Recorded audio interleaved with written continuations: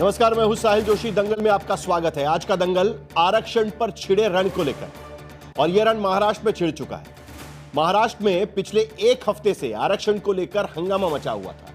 OBC के कोटे में मराठा समाज को आरक्षण की मांग पर मनोज जरांगे पाटिल ने मुंबई में आमरण अनशन किया। हजारों की भीड़ लेकर मराठवाड़ा से मुंबई की रफ्तार थाम देने वाले जरांगे की जनशक्ति को देखते हुए महाराष्ट्र सरकार ने एक जीआर यानी सरकारी आदेश जारी कर दिया। सरकार ने कहा है कि हैदराबाद गैजेटियर में जिन परिवारों के नाम होंगे उनके खानदान के लोगों को ओबीसी यानी कुनबी सर्टिफिकेट जारी किया जाएगा और ओबीसी आरक्षण मिल पाएगा। कल ही यह ऐलान किया गया और आज ही प्याली में तूफान खड़ा हो गया, क्योंकि ओबीसी नेता और एनसीपी कोटे के कैबिनेट मंत्री छगन भुजबल अब नाराज हो गए। कैबिनेट की मीटिंग हुई थी लेकिन उसमें वो गए ही नहीं। भुजबल का कहना है कि मराठा पिछड़े नहीं है और उनके लिए अलग आरक्षण दिया गया है। किसी भी आयोग ने उन्हें पिछड़ा नहीं माना। ऐसे में 374 जातियों वाले ओबीसी समुदाय के कोटे में 28% आबादी वाले मराठा समुदाय को आरक्षण नहीं दिया जा सकता। भुजबल ने पूरे राज्य में अब प्रदर्शन का आह्वान कर डाला है और आने वाले दिनों में मुंबई में धरना प्रदर्शन की बात भी कह रहे हैं। ऐसे में सवाल यह उठता है कि जिस ओबीसी वोट बैंक के दम पर मराठवाड़ा से लेकर पश्चिम महाराष्ट्र तक महायुति की तूती बोली थी, मराठवाड़ा की 46 में से 41 और पश्चिम महाराष्ट्र की 70 में से 53 सीटें महायुति जीत पाई, क्या वहां अब ओबीसी आरक्षण का रण महायुति पर भारी पड़ेगा? क्या ओबीसी कोटे में मराठा समाज को शामिल करने की वजह से फडणवीस सरकार ने एक नया बखेड़ा खड़ा कर लिया है? छगन भुजबल जैसे नेताओं का दबाव क्या महाराष्ट्र सरकार पर असर डाल पाएगा? ऐसे कई सवाल हैं और इन्हीं सवालों पर दंगल में हम चर्चा करेंगे। महाराष्ट्र की हुकूमत के एक बड़े राजनेता के साथ भी चर्चा करने की कोशिश करेंगे, उनसे भी सवाल करेंगे, लेकिन पहले यह रिपोर्ट देखते हैं।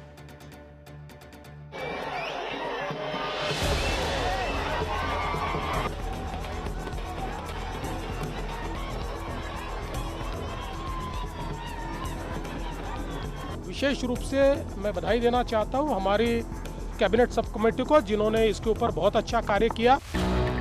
आरक्षण की मलाई लूटने की होड़ ऐसी कि 5 दिन तक मुंबई ठप रही। 50,000 की भीड़ ने मुंबई को बंधक बनाया तो सरकार को घुटनों पर आना पड़ा। मराठाओं को कुनबी की तरह आरक्षण देने का सरकारी आदेश निकला, तभी जरांगे ने अपना अनशन तोड़ा। लेकिन सरकार के फैसले से पहले शुरू ही सुगबुगाहट अब बड़ी नाराजगी की शक्ल लेती जा रही है। एक तरफ राधा कृष्ण विखे पाटिल मनोज जरांगे को नींबू पानी पिलाकर अनशन तोड़ रहे थे, दूसरी तरफ छगन भुजबल नाराज हुए जा रहे थे। नाराजगी इतनी बढ़ी कि बुधवार को मुख्यमंत्री फडणवीस ने जब कैबिनेट की बैठक बुलाई तो मंत्री छगन भुजबल उसमें शामिल तक नहीं हुए। भुजबल कह चुके हैं कि जरांगे का आंदोलन देख लिया, अब ओबीसी समुदाय का देखना। आज से हमने सबको बता दिया है कि सब लोग गांव में, तहसील में या जिले में आप जाइए और बस ओबीसी पर अन्याय ना हो, और बाकी जो भी लिखना है लिखो। जिनको उपोषण करना उपोषण करो, हड़ताल भूख हड़ताल करना करो, और अगर कोई अन्याय गलती से भी हुआ तो फिर हम सब लोग एक होकर हम भी, जैसे वो आ सकते हैं हम भी आ सकते हैं। नाराजगी के पीछे फडणवीस सरकार का ये सरकारी आदेश यानी जियो है, जिसमें मराठाओं को ओबीसी आरक्षण देने के लिए बताए गए तरीके की घोषणा की गई। बताया गया कि अगर कोई मराठा हैदराबाद गजेटियर के मुताबिक कुनबी परिवार का वंशज हुआ तो उसे वंशावली अभिलेख के मुताबिक प्रमाण पत्र देना होगा, फिर उसे ओबीसी आरक्षण का लाभ मिल पाएगा। इसमें पुराने हैदराबाद की साल 1900, 1902, 1918, 1923, 1926, 1928 और 1948 तक के गजेटियर में जिक्र किए गए लोग ही शामिल हो सकेंगे। ये हैदराबाद गैजेटियर काम में आएगा, क्योंकि हैदराबाद गैजेटियर में जब उनके दादा परदादा का नाम ये कुनबी जाति में अगर रहेगा तो उसका फायदा उनको मिलेगा और नियम के अनुसार उनको उसका सर्टिफिकेट मिलेगा, उनको आरक्षण मिल पाएगा।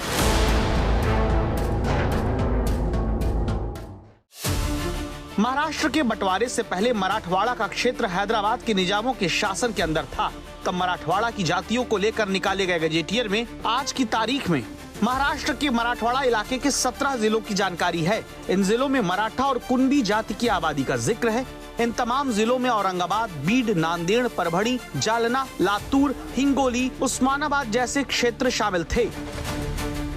आज की तारीख में इनकी आबादी का अंदाजा लगाना मुश्किल नहीं। मुसीबत यह है कि मराठा आरक्षण की मांग पर पहले जब आंदोलन हुए थे तो दस्तावेज में कुणबी जाति का रेफरेंस तलाशा गया।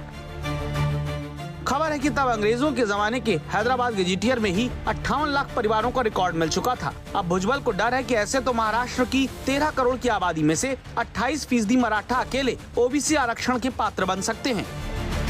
रूलिंग कम्युनिटी है, मराठा कम्युनिटी, वो बैकवर्ड नहीं है। यही सुप्रीम कोर्ट ने कहा, यही 4 यहाँ जो आयोग बने उनका भी जजमेंट यही आया। एक साथ सारे मराठवाड़ा, सारे पश्चिम महाराष्ट्र, करोड़ों लोगों को कुणबी बनाया जाए, ओबीसी बनाया जाए, वो हम नहीं होने देंगे। ऐसे भी हम 250 से जब महाराष्ट्र में इम्प्लीमेंटेशन हुआ तब, अब 374 है। इसका मतलब इतने सारे लोगों को हमने लिया ना, मगर वो व्याज भी था, कानूनी था। वो उसकी छानबीन करके फिर जब कहा गया आयोग ने कि इनको लेना चाहिए, हमने लिया। हालांकि फडणवीस सरकार का कहना है कि ओबीसी में मराठाओं को आरक्षण से उनके अधिकारों पर कोई असर नहीं पड़ेगा, लेकिन छगन भुजबल और ओबीसी समुदाय के विरोध को देखते हुए सरकार ने अब ओबीसी समुदाय के मुद्दों पर विचार करने के लिए 6 सदस्यों वाली कैबिनेट उप समिति बनाने का फैसला किया है। इस कैबिनेट सब कमेटी में प्रत्येक दल से 2-2 मंत्री होंगे। इनका काम मराठा आरक्षण के फैसले के बाद ओबीसी समुदाय की चिंताओं का समाधान करना है। का जीआर जो है बिल्कुल ओबीसी समाज को अफेक्ट नहीं करता है, उनका नुकसान नहीं करता है। ये पता चलने के बाद मुझे लगता है, मुझे विश्वास है कि भुजबल साहब की नाराजगी दूर हो जाएगी। ओबीसी समुदाय के नेताओं की चिंता सिर्फ पढ़ाई और नौकरी में आरक्षण की नहीं, बल्कि राजनीतिक आरक्षण को लेकर ज्यादा है, क्योंकि तब स्थानीय निकाय के चुनावों में भी मराठाओं को आरक्षण मिलेगा। फिलहाल सामाजिक और आर्थिक आधार पर मराठा समुदाय को इससे पहले भी 10% आरक्षण का प्रावधान किया गया था, लेकिन सरकार के फैसले अदालत की चौखट पर धराशायी हुए तो अब जरांगी ने ओबीसी कोटे के अंदर आरक्षण ले लिया है। और उस कोटे की कहानी ये है कि महाराष्ट्र में ओबीसी के लिए तय 27% आरक्षण में 6% खाना बदोश जनजातियों के लिए, 2% गोवारी समुदाय के लिए और बाकी 2% छोटे छोटे कई समुदायों के लिए आरक्षित है। इस तरह बाकी बचे केवल 17% ही 374 समुदायों के बीच साझा किया जाता है। और अब अगर इसमें 28% आबादी वाला मराठा समुदाय भी शामिल होता है तो पुरानी ओबीसी जातियों को ही आरक्षण के लाले पड़ जाएंगे। आज तक ब्यूरो। जात का चक्रव्यूह ऐसा है कि जिसमें हर सरकार फंस जाती है और यहां पर तो सिकंदर जैसी गति हो गई है कि एक तरफ एक जाति समुदाय को जीतते समय दूसरा जाति समुदाय आपके खिलाफ खड़ा हो रहा है। मराठा समाज के आंदोलन को रोकने के लिए जब ओबीसी कोटे में आरक्षण की बात कही गई, अब ओबीसी समाज के लोग कह रहे हैं कि हमारे कोटे में मराठा समाज को क्यों घुसेड़ा जा रहा है। कई ऐसे सवाल है महाराष्ट्र की राजनीति को लेकर और यही सवाल पूरे देश में जब जब जाति जनगणना होगी ये सारे सवाल शायद पूछे जाएंगे। हमारे साथ तमाम मेहमान जुड़ चुके हैं। हमारे साथ में प्रेम शुक्ला है, भारतीय जनता पार्टी के प्रवक्ता चरण सिंह सप्रा, कांग्रेस के प्रवक्ता इस चर्चा में शामिल हो रहे हैं, कृष्णा हेगड़े शिवसेना के प्रवक्ता भी जुड़ेंगे। एकनाथ शिंदे मुख्यमंत्री थे तब दरअसल इस आंदोलन की शुरुआत हुई थी, लेकिन अब तक ये आंदोलन इसी तरीके से चलता रहा है, तो उनसे भी कुछ सवाल हम पूछेंगे। सुषमा अंधारे शिवसेना यूबीटी के प्रवक्ता इस चर्चा में शामिल हो रही है। वीरेंद्र पवार कन्वेनर है मराठा क्रांति मोर्चा के, जरांगे पाटिल के साथ में आंदोलन में वो शामिल हुए थे, वो भी चर्चा में शामिल होंगे। और लक्ष्मण हाके ओबीसी नेता है, एक्टिविस्ट है, जो इस नए आंदोलन का जो गवर्नमेंट रिजोल्यूशन निकला है उसका विरोध दरअसल लक्ष्मण हाके की तरफ से किया जा रहा है। इन सभी से हम इस चर्चा पर इस मुद्दे पर बात करेंगे। 3 सवालों के साथ दंगल में मैं इस चर्चा की शुरुआत करना चाहता हूं। पहला सवाल, क्या मराठा समाज को ओबीसी आरक्षण देने का महाराष्ट्र सरकार का आदेश गैर कानूनी है? क्योंकि इसी मुद्दे को लेकर छगन भुजबल दरअसल सवाल उठाने की कोशिश कर रहे हैं। ओबीसी समुदाय के नेता भी इस पूरे मामले पर सवाल उठा रहे हैं कि आप इस तरीके से ओबीसी प्रमाण पत्र नहीं दे सकते मराठा समाज को, जबकि उनको अलग आरक्षण लागू किया गया है। क्या मराठा बनाम ओबीसी आरक्षण की लड़ाई देवेंद्र फडणवीस सरकार के गले की हड्डी बन सकती है? तीसरा अहम सवाल, आरक्षण के मुद्दे पर मराठा समाज और ओबीसी में किसके वोट की ताकत भारी पड़ेगी? यह सबसे अहम सवाल रहेगा, क्योंकि महाराष्ट्र में नवंबर महीने के बाद जिला परिषद, नगर परिषद और महानगर पालिका के चुनाव होने हैं, जिसके चलते जिसे एक सेमी विधानसभा चुनाव भी उसको कहा जा सकता है। आगे बढ़ने के पहले एक बड़ी खबर इस वक्त हमारे पास आ रही है, जो मैं बात कह रहा था। देवेंद्र फडणवीस सरकार के मराठा आरक्षण के फैसले को अदालत में चुनौती देने की तैयारी हो चुकी है। और यह चुनौती कौन देंगे? तो महाराष्ट्र के कैबिनेट मंत्री छगन भुजबल ही इसकी तैयारी में है। वो सोमवार को अदालत का दरवाजा खटखटा सकते हैं। छगन भुजबल का कहना है कि मराठा समाज को ओबीसी आरक्षण देने का सरकारी आदेश कैबिनेट और ओबीसी समुदाय को भरोसे में लिए बिना ही निकाला गया है। भुजबल इस आदेश के जरिए मराठा समाज को ओबीसी आरक्षण देने के फैसले को गैर कानूनी बताकर अदालत जाने की तैयारी कर रहे हो। छगन भुजबल ने क्या कहा था, जरा देख लेते हैं एक बार। आम्ही आता याच्यामध्ये जे आहेत वकिलांचा सल्ला घेतो आहोत याचा काय अर्थ आहे, कारण कुठल्याही जातीला उचलून दुसऱ्या जातीत टाकण्याचा अधिकार कुठल्याही सरकारला नाही। जात बदलता येत नाही। मला असं वाटतं काही लोक म्हणतात की हरकती मागायला पाहिजे होत्या, काही लोक म्हणतात की ते यांना अधिकार आहे का, आता पाहू ना ते सगळं। आता मी विचार करतो। तो छगन भुजबल अपने ही सरकार के खिलाफ, जिस सरकार में वो कैबिनेट मंत्री है, उसी सरकार के फैसले के खिलाफ अदालत का दरवाजा खटखटाने की तैयारी कर रहे हैं। विपक्ष की जरूरत ही नहीं है प्रेम शुक्ला जी, छगन भुजबल ही आपके फैसले के खिलाफ खड़े होंगे यहां पर।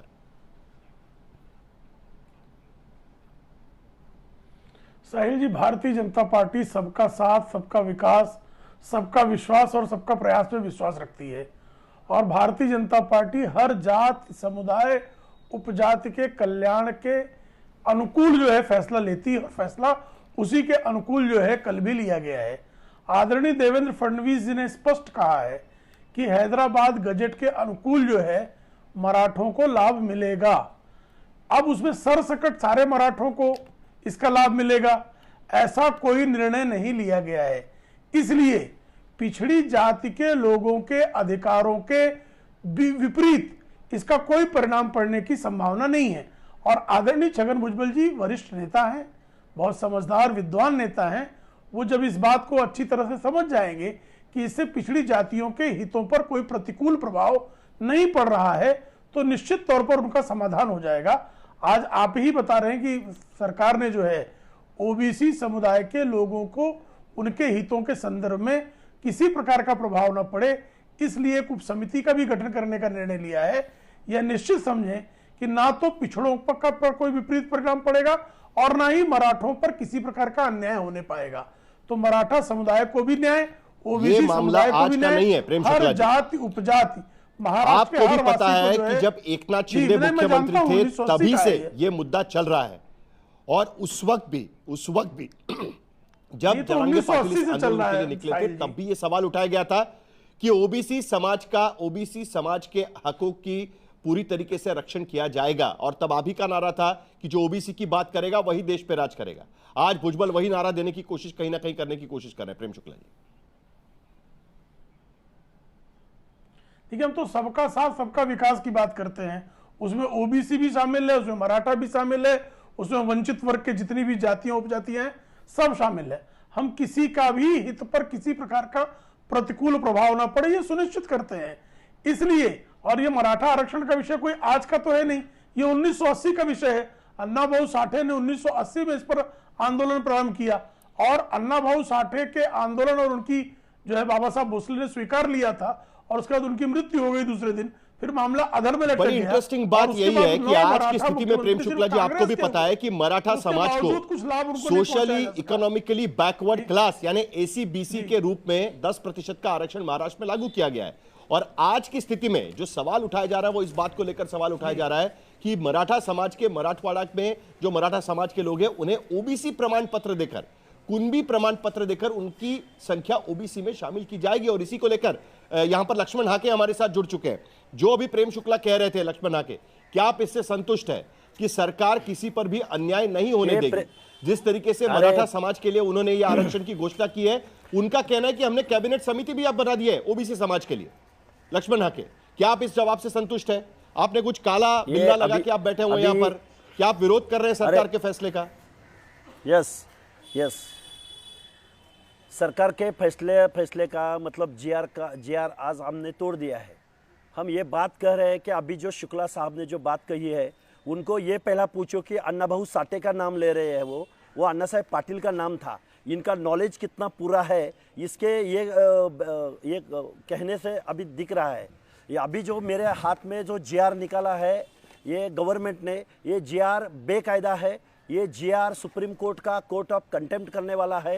ये जीआर सेंट्रल बैकवर्ड कमीशन का जो निर्णय है उसके अपोज में है। ये जीआर महाराष्ट्र के अभी तक के 4 महाराष्ट्र स्टेट बैकवर्ड कमीशन के जिन्होंने महाराष्ट्र में मराठा कम्युनिटी का सोशल बैकवर्डनेस नकारा है, अभी जो हाईकोर्ट्स है 4 हाईकोर्ट्स है, उन्होंने महाराष्ट्र में Maratha community is dominating caste, rural caste और रूरल कास्ट, और महाराष्ट्र की गांव के मुखिया से महाराष्ट्र के एमपी एमएलए, महाराष्ट्र का अर्थमंत्री पद, महाराष्ट्र का गृह मंत्री पद, महाराष्ट्र का सीएम पद, महाराष्ट्र से चुन के आने वाले जो एमपीज है दिल्ली में, ये सारा प्रभावित कर चुका है महाराष्ट्र की मराठा कम्युनिटी। इनका सोशल बैकवर्डनेस नकारा है। और ये सब सामने रखते हुए एक मनोज जरांगे नामक आदमी मुंबई में आता है, झुंड लेके आता है, वो चौथी पड़ा है, ना उनको आरक्षण पॉलिसी मालूम है, ना रिजर्वेशन पॉलिसी का जो मूलभूत हेतु मालूम है। वो झुंड से मुंबई में आ रहा है और हमें ओबीसीओं का रिजर्वेशन दे दीजिए ऐसे मांग कर रहा है। और हतबल होके महाराष्ट्र, लेकिन हाके जी, महाराष्ट्र में मराठा समाज को एससीबीसी आरक्षण लागू किया गया है। 10% आरक्षण महाराष्ट्र में मराठा समाज को लागू किया गया है। क्या आप मराठा आरक्षण को विरोध कर रहे हैं या मराठा समाज को ओबीसी कोटे में आरक्षण देने को लेकर विरोध कर रहे हैं? आपका विरोध किस बात को लेकर है?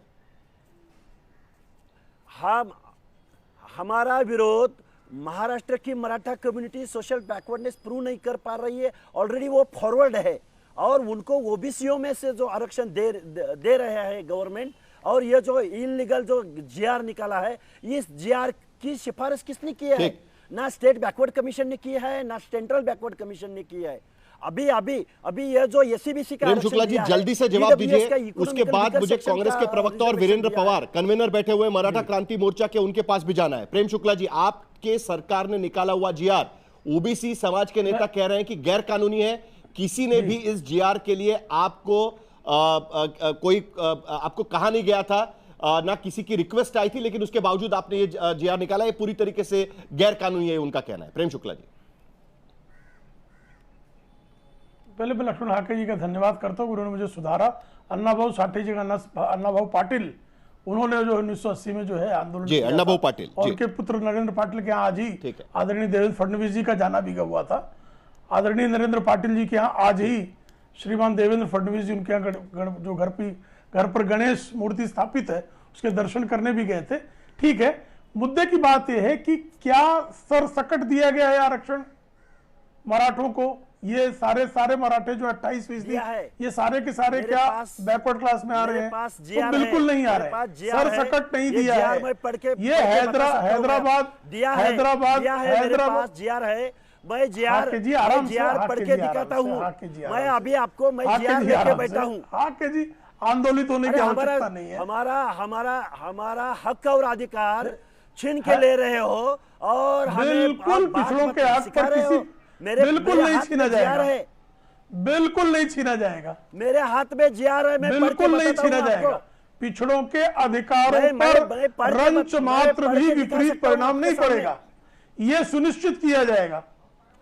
पूरा का पूरा ओबीसीओं का हक और अधिकार इस जीआर के तहत पूरा खत्म हो चुका है। बिल्कुल नहीं है। ये आदरणीय देवेंद्र फडणवीस जी ने ओबीसीओं का रिजर्वेशन मैं पढ़ के बता सकता हूँ, आप कह रहे पढ़ के बता सकता हूँ। ठीक है, बिल्कुल नहीं। लक्ष्मण हाके जी, 1 मिनट। प्रेम शुक्ला जी, आप कह रहे हैं कि सुनिश्चित किया जाएगा कि ओबीसी समाज के हकों का नुकसान नहीं होगा। 58 लाख मराठा समाज के जो भी बैकवर्ड क्लास कमीशन बनाया गया था, उसमें यह कहा गया कि 58 लाख वहां पर मराठा समाज के लोग हैं। उन सभी को अगर आप प्रमाण पत्र देंगे तो आप कैसे सुनिश्चित करेंगे कि ओबीसी कोटे में, खास करके जो पॉलिटिकल आरक्षण मिलता है, जो लोकल सेल्फ गवर्नमेंट के चुनाव में पॉलिटिकल आरक्षण मिलता है, उस पर असर कैसे नहीं होगा? उसका आप जवाब दीजिएगा। प्रेम शुक्ला जी, कैसे असर नहीं आप करने देंगे, उसका जवाब दीजिए। देखिए, हैदराबाद गजट बहुत स्पष्ट कहा गया कि हैदराबाद गजट के अनुकूल जो है आरक्षण इंडिविजुअल सरसकट और सामूहिक बिल्कुल नहीं है। ये कल आदरणीय देवेंद्र फडणवीस जी ने पत्रकारों से वार्ता करते समय स्पष्टता से यह बताया है कि जिनके रक्त संबंध जो हैं पहले से जो पिछले समुदाय के कुणबी समुदाय के लिखते रहे हैं, उनसे जिनके रक्त संबंध होंगे, ऐसे जो दस्तावेज सरकार कह रही है कि सिर्फ मराठवाड़ा में जो हैदराबाद गैजेट लागू होता है, जो निजाम के शासन में जो जिले महाराष्ट्र के उसमें थे, सिर्फ वहां के मराठा समुदाय के लोगों को यह लागू होगा, मराठा समाज के लोगों को, बाकी सबको लागू नहीं होगा। जिनके नाम उसमें उन्हीं को लागू होगा। मेरे अरे सुनो, क्वेश्चन हो गया क्या? अभी मेरे हाथ में जीआर है। जीआर का मतलब गवर्नमेंट रिजोल्यूशन है। इसमें कहीं पे भी भौगोलिक एरिया का नाम नहीं लिखा है। इसमें ये जो महाशय बोल रहे हैं कि ओबीसीओं का असर नहीं होगा, असर सकट नहीं होगा, मेरे सामने मैं आपको पढ़ के दिखा सकता हूँ। गांव वाला आदमी, कुल में जो आता है वो आदमी, और रिलेशनशिप बनने वाला आदमी अगर एक एफिडेविट दे देता है, जिसके पास कुणबी का सर्टिफिकेट है, अगर वो एक एफिडेविट दे देता है कि ये मेरे नाते में आता है, ये मेरे गांव में आता है, ये मेरे कुल में आता है, तो उनको सर्टिफिकेट देने की सिफारिश कर रहा है। ये गवर्नमेंट जीआर में लिखा है।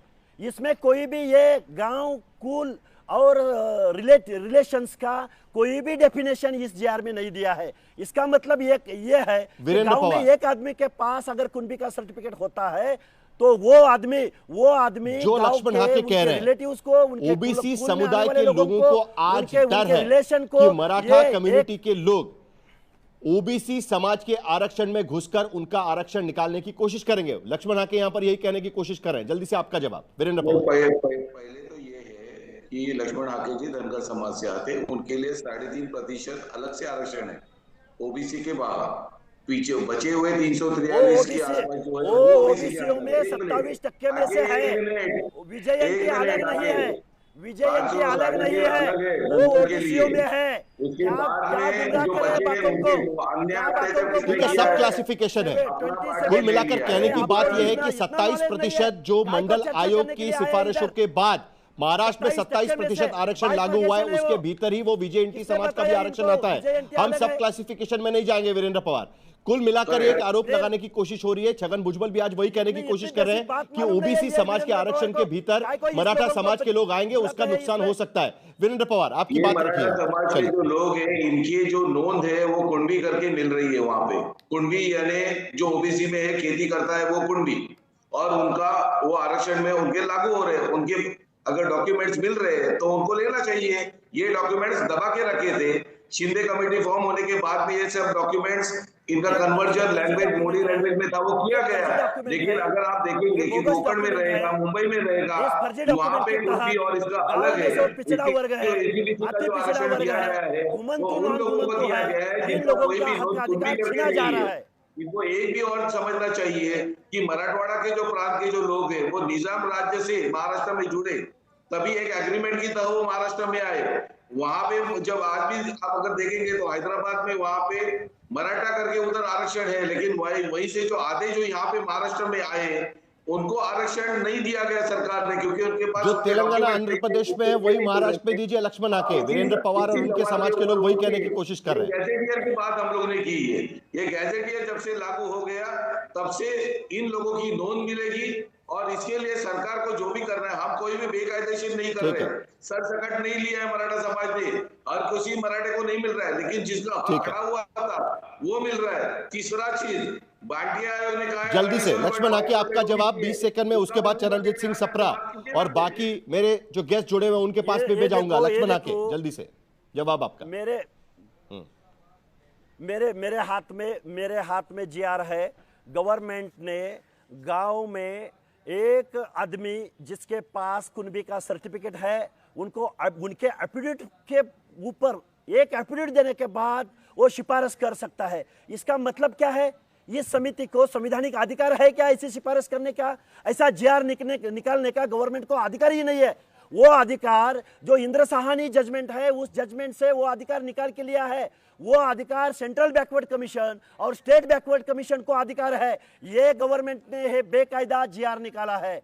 ये कॉन्स्टिट्यूशन चरण सिंह सप्रा, कोई भी मायना नहीं है।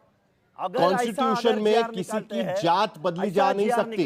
कॉन्स्टिट्यूशन के मुताबिक जो जात है उसको बदला नहीं जा सकता।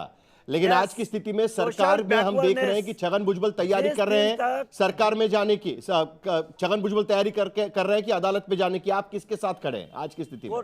विपक्ष की भूमिका क्या है आज आपको भी बोलना होगा। जो सरकार ने किया वो सही है जरांगे पाटिल के बारे में, या छगन भुजबल जो कर रहे हैं वो सही है?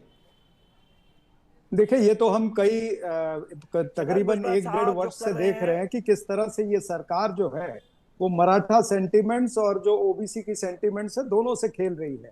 पिछली बार 2024 के अंदर क्या किया, सगे सोयरे वाला वो क्लॉज ला करके इनको पता था कि उसको ना तो कानूनी मान्यता मिलेगी और सामाजिक तरीके से भी बहुत विरोध होगा। फिर भी एक नाथ शिंदे जी ने आगे बढ़ करके और इस महायुति की सरकार ने आगे बढ़ करके वो किया, लेकिन वो फिर रुक गया।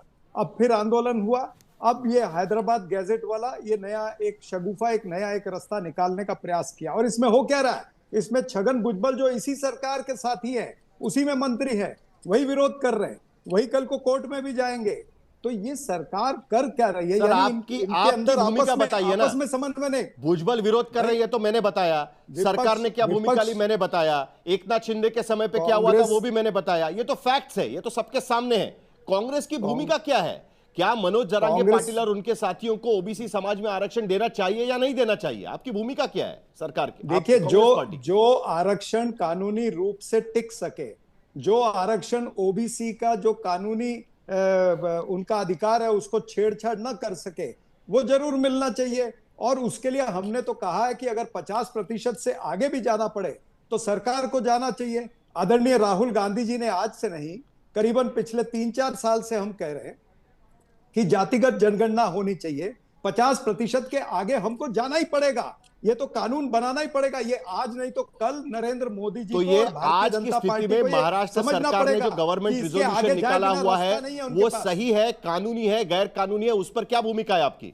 जो जीआर कल निकाला गया वो जीआर कानूनी है या गैर कानूनी है? कांग्रेस की भूमिका क्या है? कानूनी या गैर कानूनी ये तो कानून के पटल पर तय होगा, ये तो कोर्ट के अंदर तय होगा। आप खुद ही कह रहे हैं कि छगन भुजबल अभी कोर्ट में जाने के लिए तैयार है। सवाल ये है कि ये सरकार जो है मराठा सेंटिमेंट्स और ओबीसी सेंटिमेंट्स दोनों के साथ खेल रही है। पहले एक चुनावी रेवड़ी दे दी सगे सोयरे करके, अब ये एक और शगुफा निकाल दिया है। तो ये सरकार सीरियस नहीं है, ये सरकार दोनों से खेलना चाहती है। और छगन भुजबल को और तो आप क्या करते हैं? पार्टी को भी ये सूट होता है। अजीत जरांगे पाटिल की मांग सही है कि गलत है? सप्रा जी, जरांगे पाटिल की मांग सही है कि गलत है? देखिए, आदरणीय अजीत पवार जी को भी ये सूट होता है, क्योंकि वो भी देवेंद्र फडणवीस की और बीजेपी की नकेल खींच करके रखना चाहते। वो कठपुतली के जैसे इनको नचाना चाहते। सर, पॉलिटिक्स की बात हम करेंगे, लेकिन इस बार राजनीति की बात नहीं है। चुनाव के वक्त राजनीति की बात हो सकती है, अभी तो स्पेसिफिक सवाल है। मैं तो आप क्रिकेट खेल रहे हैं, मैं आपके विकेट पर सीधे बॉल फेंक रहा हूं, आप उसको वेल लेफ्ट नहीं कर सकते सर। आप मुझे स्पेसिफिक जवाब दीजिए। आपको खेलना ही पड़ेगा उस गेंद को, आपको खेलना ही पड़ेगा सर। मेरा स्पेसिफिक सवाल है, जो जरांगे पाटिल की मांग है वो सही है कि गलत है? मैं ये कह रहा हूं कि जो कानून के तहत ये काम सरकारों का रहता है, विपक्ष का नहीं रहता है। विपक्ष का काम ये नहीं रहता है कि कानून के तहत बिठा करके वो नियम बनाया जाए, ये सरकारों का काम होता है। सरकार शुरुआत से सीरियस नहीं है, ये तो मैं समझाने की कोशिश कर रहा हूं, आप भी समझिए। पहले सगे सोयरे, अब ये हैदराबाद गैजेट, ये इसी तरह से खेलना चाहते हैं। छगन भुजबल से केस करवाएंगे। तो एकनाथ शिंदे मुख्यमंत्री थे, तब आपने वादा करके उनको भेज दिया, लेकिन एक बार फिर जरांगे पाटिल मुंबई आ गए। मुंबई आकर उन्होंने 4 दिन तक पूरी मुंबई को बंद रखा। उसके बाद अब देवेंद्र फडणवीस को जीआर निकालना पड़ा। जीआर निकालने के बाद अब छगन भुजबल एक बार फिर अदालत जाने की तैयारी कर रहे हैं। आपकी पार्टी कहां पर खड़ी है आज की स्थिति में? जो जरांगे पाटिल की मांग थी वो सही है क्या? और उसके साथ साथ यहां पर हाके जी कहने की कोशिश कर रहे हैं कि ओबीसीओं पर अन्याय हो रहा है। आपकी पार्टी की भूमिका क्या है? अगर जरांगे पाटिल के बाद को आपने संतुष्ट किया था तो एक बार फिर उनको यहां पर आजाद मैदान क्यों आना पड़ा? कृष्णा हेगड़े। देखिए, 2 बार देवेंद्र फडणवीस जी ने और उसके पहले एकनाथ शिंदे जी ने, तीनों बार हमने महायुति सरकार ने मराठाओं को अपने हक देने की कोशिश की और हमारा मंशा साफ है कि ओबीसी के कोटा से हम इनकी जो रिजर्वेशन है वो हटाएंगे नहीं। अभी कांग्रेस पार्टी ने तो स्पष्ट किया है कि विपक्ष की कोई महाराष्ट्र में भूमिका ही नहीं। 50 साल कांग्रेस पार्टी केंद्र सरकार में राज कर रही थी, 50 साल महाराष्ट्र में राज कर रही थी। मराठाओं के लिए उन्होंने कुछ नहीं किया, ओबीसीओ के लिए उन्होंने कुछ नहीं किया। आज उन्होंने आपके चैनल पर जो जीआर निकाला गया है वो कानूनी है कि नहीं है? विपक्ष की कोई भूमिका। आप हाके जी जो कह रहे हैं उस पर आपकी प्रतिक्रिया चाहिए मुझे, कृष्णा हेगड़े जी। देखिए, हाके जी जो कह रहे हैं उस पर प्रतिक्रिया दीजिए। छगन भुजबल जी जो है वो महाराष्ट्र में मंत्री है, 3.5 साल से उनको पता चल रहा है, वो हर कैबिनेट में बैठते हैं, उनको पता है कि क्या कैबिनेट में हो रहा है क्या नहीं हो रहा है। आज अगर उन्होंने ओबीसी की बात की है तो ओबीसी का सब कमेटी बना हुआ है, उनसे बातचीत कर लेंगे, उनसे बातचीत करके जो हल निकालना है वो करेंगे। सम्मान्य मुख्यमंत्री और सम्मान्य दोनों उप मुख्यमंत्री ने कहा आरोप यह लगता है जो भी एकनाथ शिंदे को मराठा नेता बनना था, उसके चक्कर में जरांगे पाटिल के आंदोलन पर नकेल कसने में वो नाकामयाब रहे, उन्हें हवा दी गई उसके चक्कर में। यह भी आरोप महाराष्ट्र की राजनीति में लगता है और इसीलिए जरांगे पाटिल असंतुष्ट रहे और आज एक बार फिर उनको यहां पर आना पड़ा। यह झगड़ा राजनीतिक होता जा रहा है धीरे धीरे। देखिए, किसी को ओबीसी या मराठा नेता बनना नहीं है। ये जो सरकार है महाराष्ट्र की जनता की सरकार है और पूरी बहुमत हमारे पास है, इसके लिए किसी को कोई सिद्ध करने की जरूरत नहीं है। महाराष्ट्र की जनता ने हमारे पे विश्वास किया और हम महाराष्ट्र की जनता के जो क्या विपक्ष की कोई भूमिका नहीं है इस पूरे मुद्दे पर? वो तो क्या विपक्ष कहीं पर, विपक्ष का कोई स्टैंड नहीं है यहाँ पर? सुषमा अंधारे, जिस तरीके से आरोप लगाया जा रहा है कि दोनों, इस पर सरकार को भूमिका होनी चाहिए लेकिन विपक्ष को भी भूमिका होनी चाहिए। हाँ साहिल भाई, विपक्ष की बड़ी भूमिका है, बड़ा स्टैंड है, लेकिन उलझन ये है कि चैनल वालों को विपक्ष की बात ही शायद नहीं सुननी है, क्योंकि बहुत देर से मैं कोशिश कर रही थी कि आप कभी तो विपक्ष को पूछेंगे और सीधे सीधे सवाल करेंगे, लेकिन आप उलझ गए थे। तो गणेश आके यहाँ पर भूमिका निभा रहे हैं ना सुषमा अंधारे जी, मुद्दे पर आएंगे ना हम। अभी मैं बोलूं सर? बोलिए चलिए। तो प्रेम शुक्ला जी और जिस तरह से एक नूरा कुश्ती चल रही थी, ये नूरा कुश्ती है, मुझे इसमें कोई अचरज नहीं लग रहा है। सारे बीजेपी के ही इद्दू पिद्दू बात कर रहे हैं और आपस में बात कर रहे हैं। अगर एक बात है कि मराठा रिजर्वेशन का एक्ट होना जरूरी था, पहली बात, वो एक्ट हुआ है क्या? तो बिल्कुल नहीं हुआ है। क्या हुआ है? तो एक्ट के बजाय एक जीआर निकला है। जीआर को कभी भी चैलेंज किया जा सकता है, जीआर को चैलेंज करना कोई बड़ी बात नहीं है। कल जैसे ही विखे पाटिल वगैरह सब लोग वहां मंच पर थे, उसके बिल्कुल 1 घंटे को भी चैलेंज किया जा सकता है। 1 घंटे के अंदर अंदर बिल्कुल चंद्रकांत पाटिल जी का एक बयान आया है, बीजेपी के वरिष्ठ नेता है प्रेम शुक्ला जी, आप इसे नकार नहीं सकते, कि चंद्रकांत पाटिल जी ने कल ही कहा है कि इस भ्रम में मत रहिए जरांगे जी कि आपको अभी से ओबीसी सर्टिफिकेट मिलना शुरू हो जाएगा, क्योंकि जीआर से किसी को सर्टिफिकेट नहीं मिलता। जीआर को चैलेंज किया जा सकता है, यह बीजेपी के ही मंत्री कहते हैं। इसका ये स्पष्ट रूप से अर्थ यह है कि बीजेपी एक तरफ से तो यह जीआर निकालती है, दूसरी तरफ से वह गुणरत्न सदावर्ते और उनके जो इद्दू पिद्दू लोग हैं उनको आगे करके इस जीआर को चैलेंज करने की भी बात करती है। बीजेपी ने दोनों गुटों को, मराठा और ओबीसी दोनों गुटों को झुलसाने की बात कह रखी है। जिस तरह का एक माहौल बना के रखा है कि बीजेपी ने कोई बड़ा ऐतिहासिक कदम उठाया है। अगर बीजेपी ने कल ऐतिहासिक कदम उठाया होता और सही मायने में अगर मराठाओं को रिजर्वेशन दिया होता, मैं बड़ी जिम्मेदारी के साथ बोल रही हूँ, अगर सही मायने में कल मराठा को रिजर्वेशन अगर मिल गया होता तो वह एक बड़ा ऐतिहासिक क्षण होता और ऐसे ऐतिहासिक क्षण पर शायद इस राज्य के मुख्यमंत्री वहां उपस्थित रहते, किंतु वह वहां पर नहीं रहे। ठीक है, आपकी भूमिका भी बता दीजिए ना। प्रेम शुक्ला से मैं जवाब लूंगा कि चित भी मेरी पट भी मेरी, इस तरीके की राजनीति हो रही है क्या? लेकिन शिवसेना यूबीटी की भूमिका भी बता दीजिएगा। जरांगे पाटिल की मांग क्या सही है या फिर जो हाके जी यहां पर कहने की कोशिश कर रहे हैं वो सही है? उसमें से कौन सी भूमिका आपको सही लगती है, वो भूमिका भी बता दीजिएगा सुषमा अंधारे जी। साहिल भाई, मैंने सबकी बात बड़ी शांतता से सुनी और उम्मीद करती हूँ कि मेरी भी बात कोई शांति से सुने। मैं मेरी भूमिका स्पष्ट रूप से कह देती हूँ कि अरे आप भूमिका किसे पूछ रहे हैं?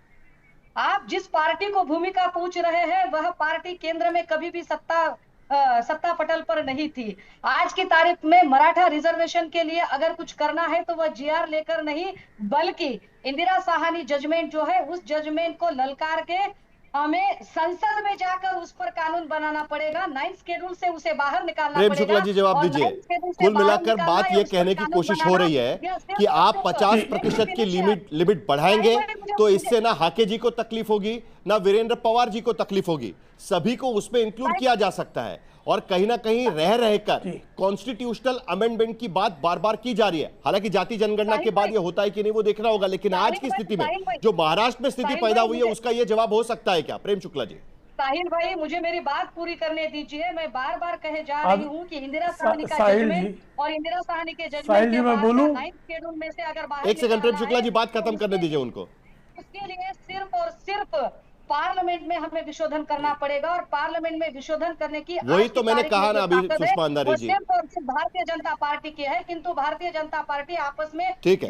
प्रेम शुक्ला जी जवाब दीजिएगा। यहाँ कृष्णा हेगड़े थे। चिट भी मेरी पट भी मेरी ये राजनीति है। विपक्ष का आरोप तो दरअसल यही नजर आ रहा है यहाँ पर। प्रेम शुक्ला जी, हमारी चिट भी मेरी और पट भी मेरी की बात ही नहीं आती। देखिए साहिल जी साहिल जी, अब मैं बोलूं? साहिल जी आपकी आज्ञा हो तो प्रेम शुक्ला जी आपसे जवाब चाहिए। साहिल जी आपकी आज्ञा हो तो मैं, देखिए बीच में लगातार आवाज आ रही है, वो बंद हो जाए तो मैं बोलूं। नहीं, मेरी आवाज जी, आप ही के उठाए हुए सवालों पर प्रेम शुक्ला जी को सवाल पूछा है, उनको जवाब देने दीजिए। चलिए प्रेम शुक्ला जी। देखिए हमारे पैनल में आदरणीय वीरेंद्र पवार जी हैं, आदरणीय लक्ष्मण हाके जी हैं, दोनों सामाजिक प्रतिष्ठा वाले व्यक्ति हैं।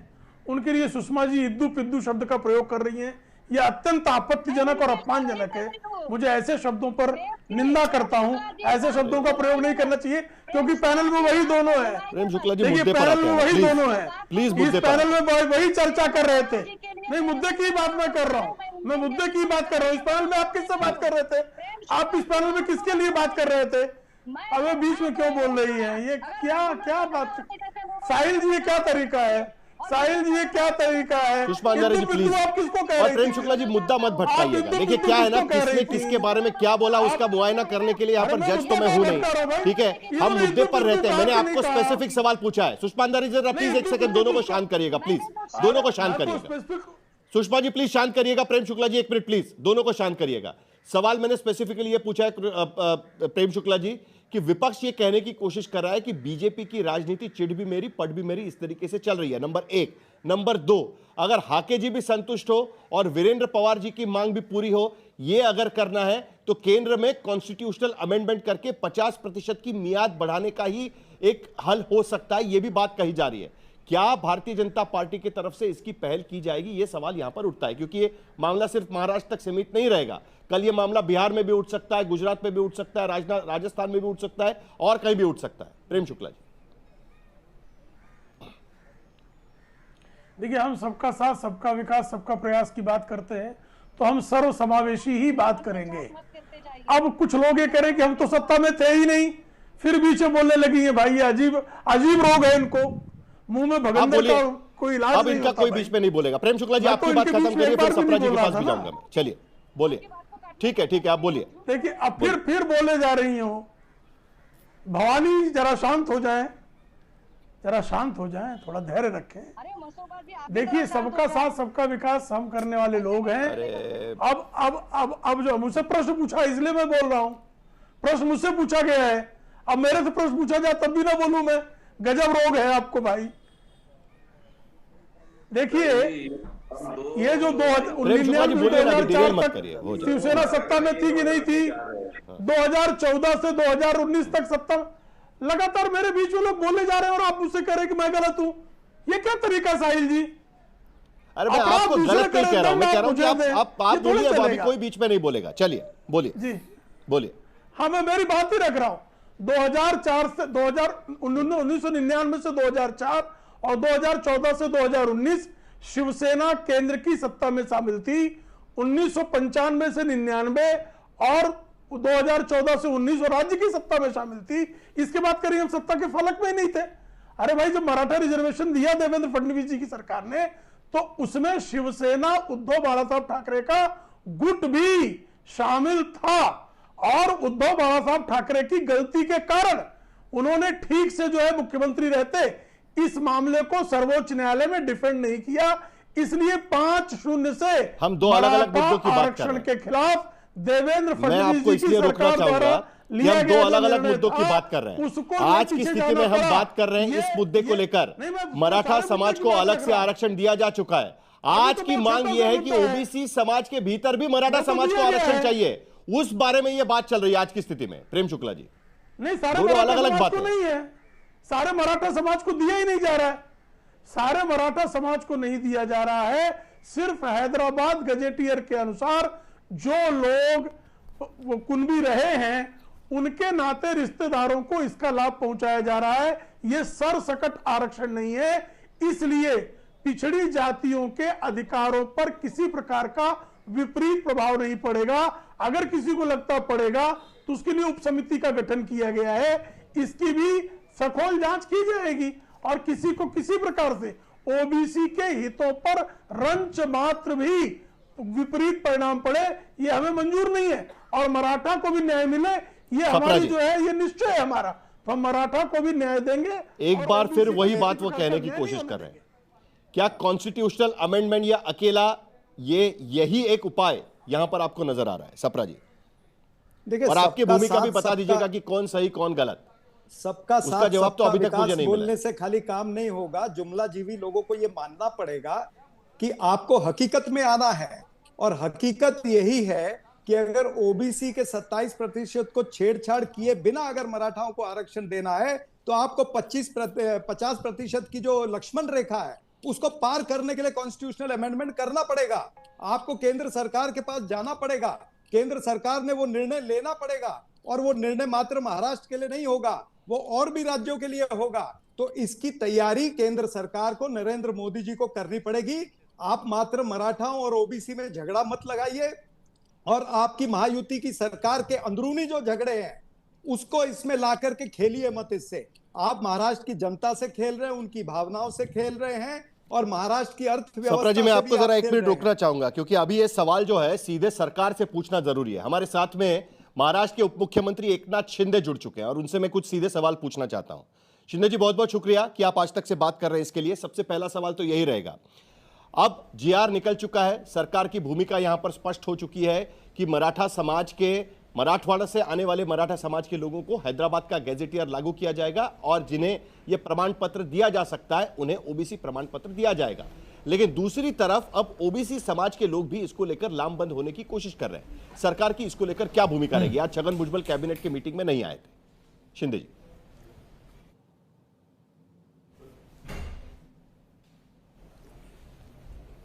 शिंदे जी, मेरी आवाज आपको आ रही है? हेलो,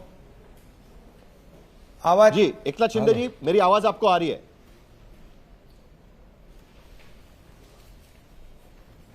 हाँ, आ रही है, ब्रेक थोड़ी हो रही है। एकनाथ, हाँ, शिंदे जी, मेरा सवाल यह था कि मेरी आज की स्थिति में शिंदे जी, आज की स्थिति में आपकी सरकार ने जीआर निकाला, उसके बाद आपकी भूमिका इसको लेकर स्पष्ट हो गई कि मराठा समाज को लेकर, मराठवाड़ा से आने वाले मराठा समाज को हैदराबाद गैजेटियर लागू किया जाएगा और उनको ओबीसी प्रमाण पत्र दिए जाएंगे, कुणबी प्रमाण पत्र।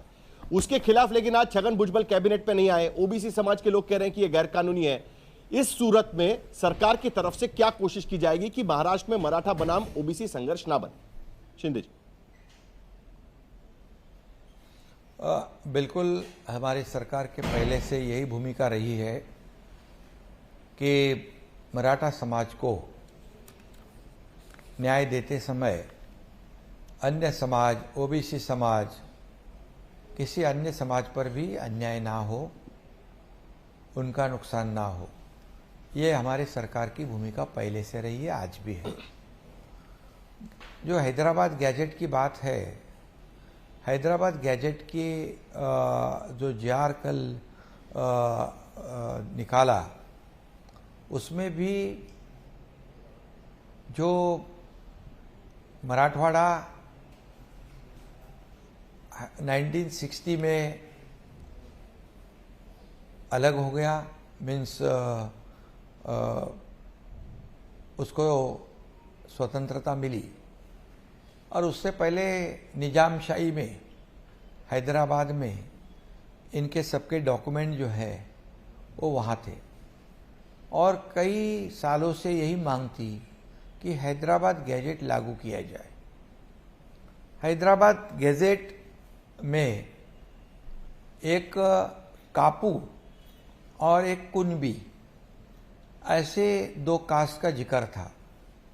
कापू और कुनबी मीन्स किसान और किसान मीन्स कुनबी, ऐसा रिकॉर्ड में वहाँ पर हैदराबाद गैजेट में उसका जिक्र है।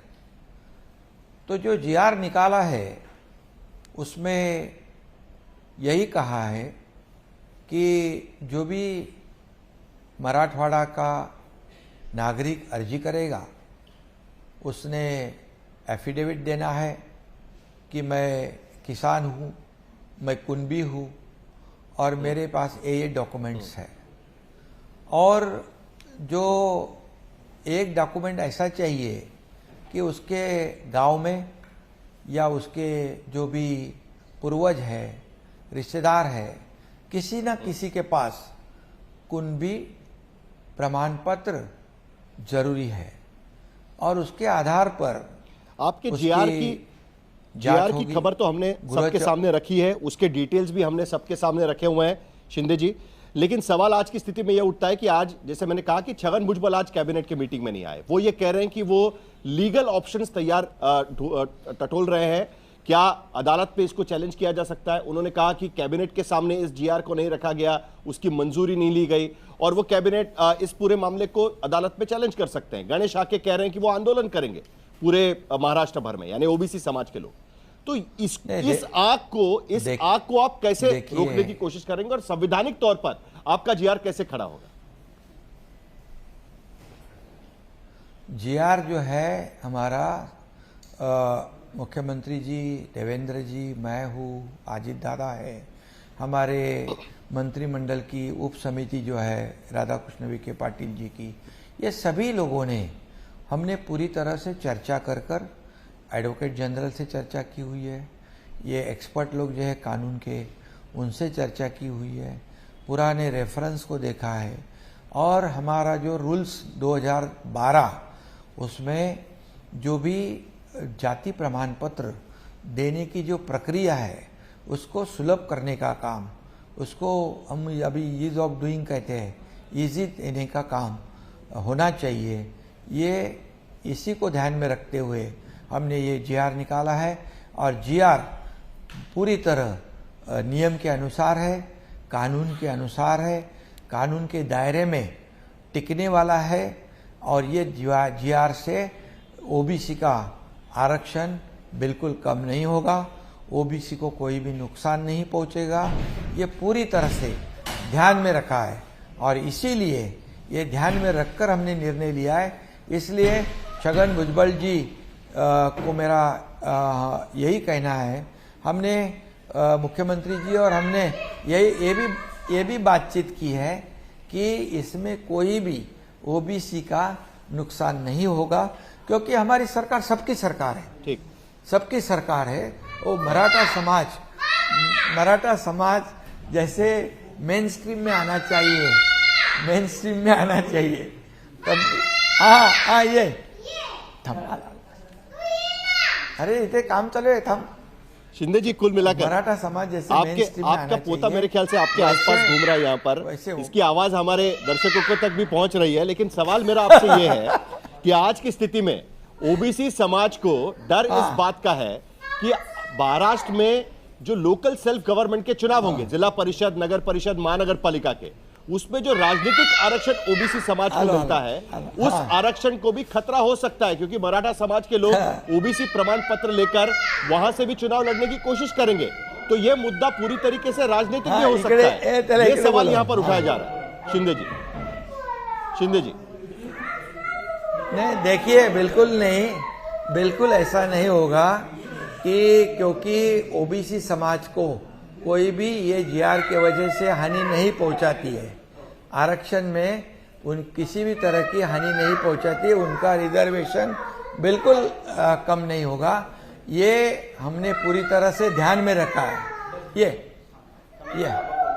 बराबर पाठावरती, हाँ बराबर। लेकिन हो आलो आलो बिठाई आलो, लीजिए आलो, आलो। शिंदे जी, शिंदे जी हाँ, बिठाई बताइए। लीजिएगा। बोलिए। आज ओबीसी Sorry। समाज के नेता भी इसी तरीके से आवाज लगा रहे हैं कि आपको आप हमें आपके साथ ले लीजिएगा करके। वो भी यही सब आवाज लगाने की कोशिश कर रहे हैं। कहीं ना कहीं सरकार से बिल्कुल उनकी भी यही गुहार है कि हम पर अन्याय मत करिएगा और ये 50% की मियाद बढ़ा दीजिएगा। क्या केंद्र सरकार से आप गुहार लगाएंगे कि 50% की मियाद बढ़ा दे ताकि ओबीसी समाज के लोगों में भी असंतुष्टि ना रहे और मराठा समाज की मांगे भी पूरी होने की कोशिश हो जाए? क्या ये कोशिश की जाएगी केंद्र सरकार से गुहार लगा? नहीं, देखिए ये राज्य सरकार का पूरा अधिकार है। 103वीं जो घटना दुरुस्ती हुई है वो उसमें पहले जो 102वीं घटना दुरुस्ती थी उसमें केंद्र के पास अधिकार थे। नहीं, मैं 50% की मियाद बढ़ाने की मांग कर रहा हूं जिससे ओबीसी कोटा ही बढ़ जाएगा पूरी तरीके से।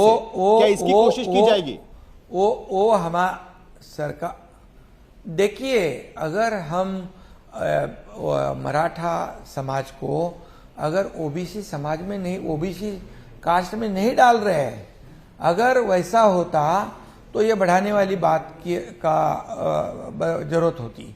अभी यहाँ पर जो कानून है, जो सर्टिफिकेट इशू करने का जो नियम है, वो नियम के अनुसार ही ये जीआर निकाला हुआ है। और मैं दावे के साथ कहता हूँ कि भुजबल साहब ने एक्सपर्ट, जो कानून के एक्सपर्ट है, ओपिनियन वहाँ से ओपिनियन ले और ताकि ये जीआर जो है वो जीआर बिल्कुल ओबीसी के खिलाफ नहीं है। ओबीसी के नेता बबन राव तायवाड़े जी ने भी आपकी मुलाकात में चैनल पे कहा है कि ये जीआर से ओबीसी को कोई भी नुकसान नहीं पहुंचेगा। तो मैं इतना ही कहूंगा कि मराठा समाज को न्याय देते समय देखिए बिल्कुल ओबीसी को नुकसान नहीं पहुंचे, ये हमारी सरकार की भूमिका। बहुत बहुत शुक्रिया एकनाथ शिंदे जी। उम्मीद हमारी यही रहेगी कि किसी एक समाज को न्याय देते समय दूसरे समाज पर अन्याय ना हो। मेरे पूरे पैनल का भी बहुत बहुत शुक्रिया। और यह भी उम्मीद हम करेंगे कि इस निर्णय के वजह से कहीं महाराष्ट्र में एक बार फिर जाति संघर्ष को पनपने में मदद ना मिले। इसी उम्मीद के साथ फिलहाल आज तक पर एक छोटा सा ब्रेक हम लेंगे। ब्रेक के बाद देखेंगे हल्ला बोल। आप देखते रहिए आज तक।